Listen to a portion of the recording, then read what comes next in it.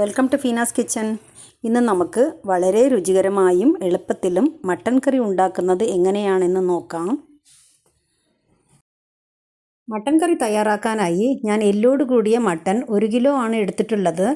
എങ്കിലേ നമ്മുടെ കറിക്ക് ടേസ്റ്റ് കിട്ടുകയുള്ളൂ. അല്പം മഞ്ഞൾപ്പൊടിയും വിനാഗിരിയും ചേർത്ത് നന്നായി കഴുകി വൃത്തിയാക്കിയ മട്ടനിലേക്ക് കുറച്ച് മസാലകളൊക്കെ ചേർത്ത് കൊടുക്കാം. 1/2 ടീസ്പൂൺ മഞ്ഞൾപ്പൊടിയും 1 ടീസ്പൂൺ എരിവുള്ള മുളക് പൊടിയും അതിൻ്റെ കൂടെ 1 ടീസ്പൂൺ മല്ലിപ്പൊടിയും ചേർത്ത് കൊടുക്കാം. ഇനി 1/2 ടീസ്പൂൺ ഗരം മസാലയും 1/2 ടീസ്പൂൺ പെരുംജീരകത്തിൻ്റെ പൊടിയും 1/2 ടീസ്പൂൺ കുരുമുളക് പൊടിയും ചേർത്ത് കൊടുക്കാം. 1 ടീസ്പൂൺ ഉപ്പും 1 ടീസ്പൂൺ അളവിൽ ഇഞ്ചി വെളുത്തുള്ളി ചതച്ചതോ പേസ്റ്റോ ചേർത്ത് കൊടുക്കണം. കറിക്ക് ഗ്രേവി കിട്ടാനായി ഒരു മീഡിയം സവാള ചെറുതായി കട്ട് ചെയ്തതും ചേർക്കുന്നുണ്ട്.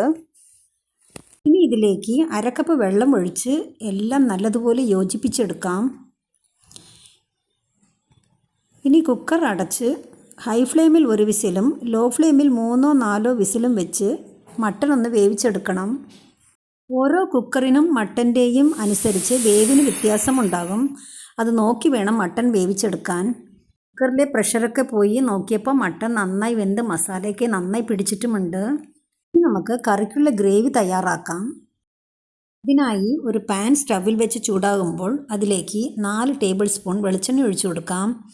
എണ്ണയൊന്ന് ചൂടാകുമ്പോൾ ചെറിയ കഷ്ണം പട്ടയും 1 ഏലക്കയും 4-5 ഗ്രാമ്പും അല്പം കറിവേപ്പിലയും ചേർത്ത് കൊടുക്കാം. ഇനി നമുക്ക് 25ഓളം ചെറിയ ഉള്ളി ചെറുതായി കട്ട് ചെയ്തതും ചേർക്കുന്നുണ്ട്. സവാള ഇട്ട് കറി വയ്ക്കുന്നതിലും ടേസ്റ്റ് ചെറിയ ഉള്ളി ചേർക്കുമ്പോഴാണ്.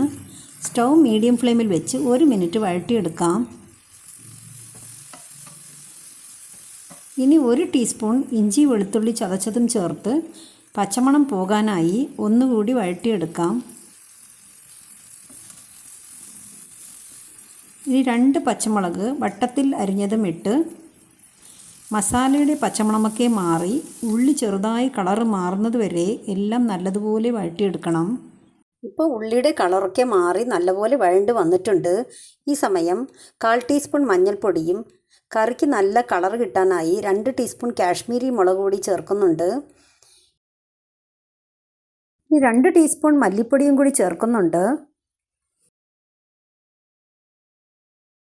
1/2 ടീസ്പൂൺ ഗരം മസാലയും ഇതിൻ്റെ കൂടെ 1/2 ടീസ്പൂൺ പെരുംജീരകത്തിൻ്റെ പൊടിയും ചേർത്ത് പൊടിയുടെ പച്ചമണം മാറാനായി 2 മിനിറ്റ് ഇതുപോലെ വഴറ്റിയെടുക്കണം.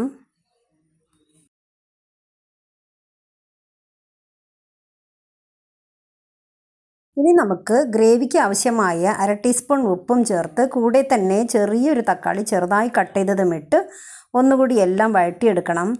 ചെറിയൊരു തക്കാളി ചേർത്താൽ മതിയാകും, പുളി കൂടി പോവരുത്. തക്കാളി വേവാൻ ആവശ്യമായ കുറച്ച് ചൂടുവെള്ളം ഒഴിച്ചു കൊടുക്കാം. ഇനി പാൻ അടച്ചു വെച്ച് 5 മിനിറ്റ് ഇതൊന്ന് വേവിച്ചെടുക്കണം.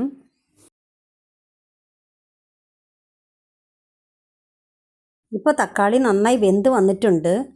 ഇനി വേവിച്ച് വെച്ച മട്ടനും ഇട്ട് മട്ടണിൽ മസാല എല്ലാം പിടിക്കാനായി എല്ലാം നല്ലതുപോലെ ഒന്ന് യോജിപ്പിച്ചെടുക്കണം. ഇനി അവസാനമായി നമുക്ക് ചേർക്കേണ്ടത് 1/2 ടീസ്പൂൺ കുരുമുളക് പൊടിയാണ്. കുരുമുളക് പൊടിയും ഇട്ട് മണം പോവാതെ 10 മിനിറ്റ് നമുക്കിതൊന്ന് അടച്ചു വെച്ച് കറി റെഡിയാക്കി എടുക്കാം. സമയം സ്റ്റൗ മീഡിയം ഫ്ലെയിമിൽ വെച്ചാൽ മതിയാകും. ഇപ്പോൾ 10 മിനിറ്റ് ആയിട്ടുണ്ട്.